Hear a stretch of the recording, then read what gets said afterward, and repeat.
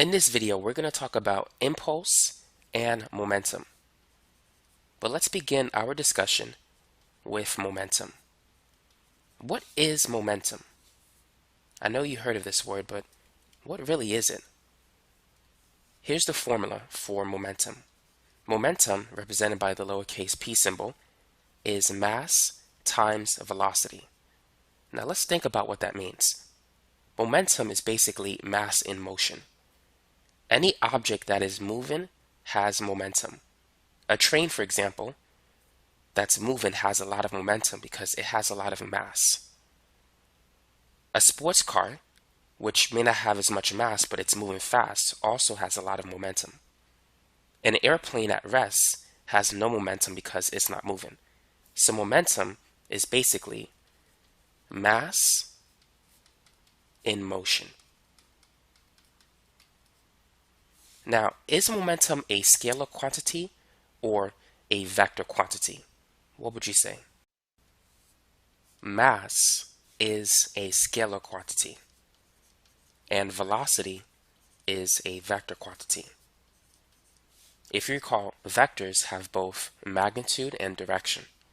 There's no direction with mass. Now, what happens when we multiply a scalar by a vector? A scalar times a vector will give you another vector. That vector could be greater or smaller in magnitude, but it will give you another vector. So momentum is a vector. It has both magnitude and direction. Now let's talk about the units of momentum. In physics, mass is typically in kilograms. Velocity is usually in meters per second. So momentum will have the units kilograms times meters per second. At least this is the most common unit that you'll see for momentum.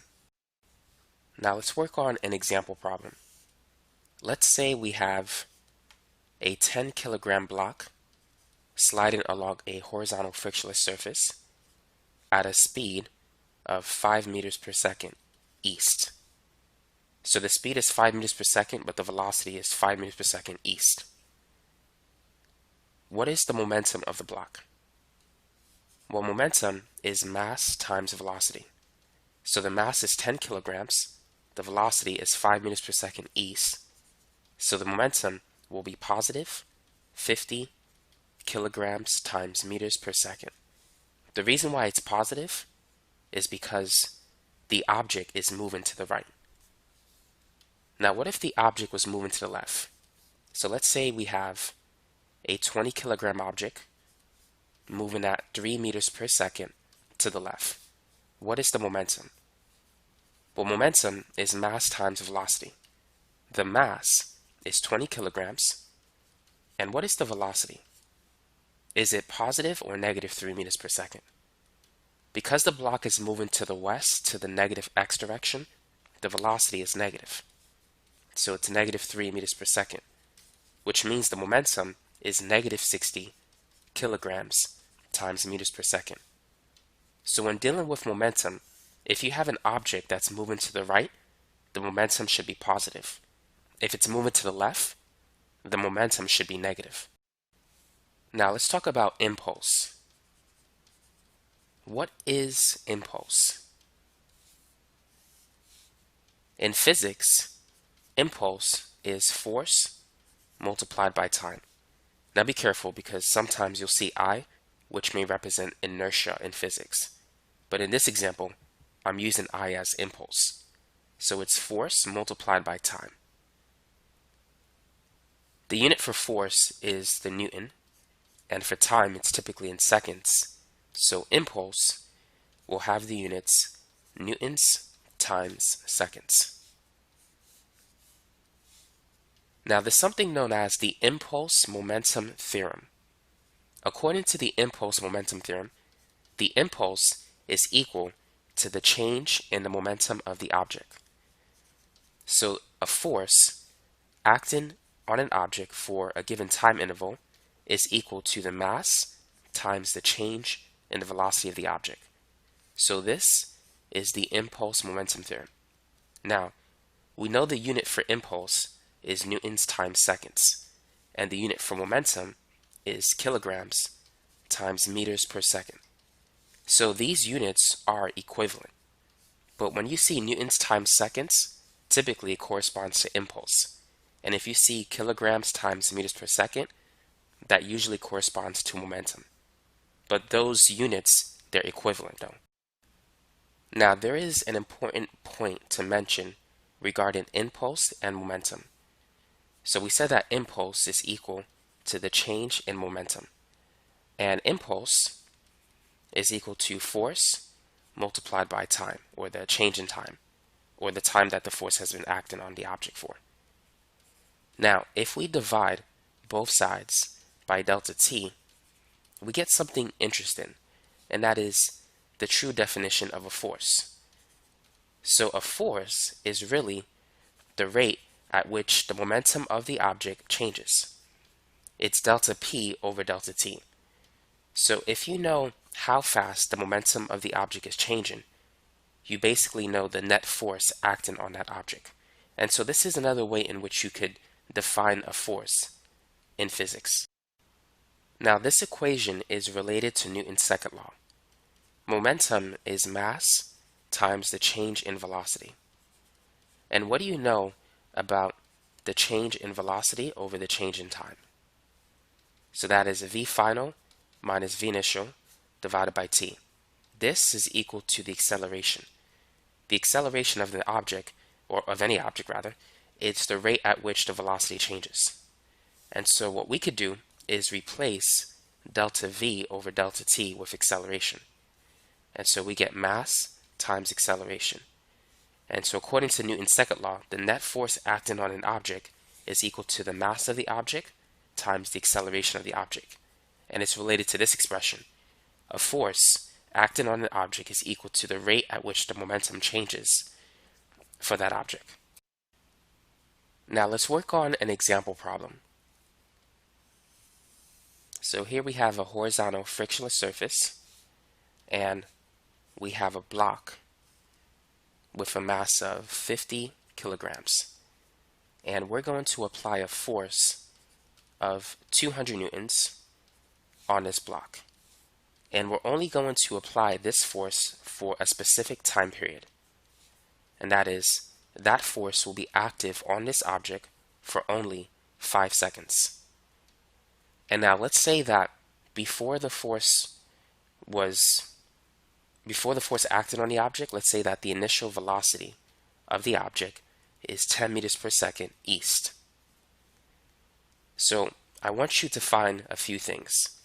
Calculate the impulse acting on the object. And then part B, calculate the change in momentum of the object. Part C, calculate the final momentum of the object. And then part D, calculate the final velocity of the object. So using the formulas that we talked about, see if you can calculate these things. Feel free to pause the video if you want to. Now before we get started on this problem, I want to mention a few things.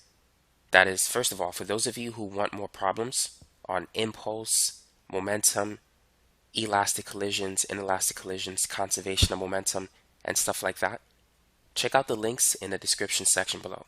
I'm going to post some more videos on those topics. And whatever you do, don't forget to subscribe to this channel if of course you like this video. So let's go ahead and begin. How can we calculate the impulse acting on this object? The impulse is simply the force multiplied by the time in which the force is active. So it's 200 newtons multiplied by 5 seconds. So that gives us, I'm going to write the answer here, 1,000 newtons times seconds. So that's part A. Now part B, what is the change in the momentum? According to the impulse momentum theorem, the impulse is equal to the change in momentum. Now here's a question for you. Is the force increasing the momentum of the object or decreasing the momentum of the object? Notice that the force vector and the velocity vector are in the same direction. So therefore, the force is accelerating the object. It's making it move faster. Therefore, it's going to increase the momentum. So the change in momentum is positive because it could be negative. This could be negative 1,000 instead of positive 1,000. Another way in which you could look at this is that the force is a vector and it's directed to the right, so it has to be positive, which means the impulse is positive, and so the momentum is going to be positive. So it's 1,000 kilograms times meters per second, but I'm out of space, so I didn't write it there. Now let's calculate the final momentum. So we know that the change in momentum is the mass times the change in velocity. And the change in velocity is the final velocity minus the initial velocity. And delta P is 1,000. Now we have a block with a mass of 50 kilograms. The initial speed is 10, and so we can get the answer. Let's begin by dividing both sides by 50. And so 1,000 divided by 50, that's the same as 100 divided by 5, which is 20. And now all we need to do is add 10 to both sides. Well, that will give us the final velocity, which is part D. So I might as well write that answer now. So the final velocity is 30. But I need to calculate the final momentum, which I could just use this formula. The final momentum is simply the mass times the final velocity. So we have a mass of 50 and a final velocity of 30 meters per second. And so if we multiply 5 times 3, that's 15, and then add in the 2 zeros, that gives us 1,500. So it's 1,500 kilograms times meters per second. So now I'm going to stop the video here, and hopefully it gave you a decent understanding of impulse and momentum and how they're related. So thanks again for watching, and don't forget to check out the links below and subscribe to this channel.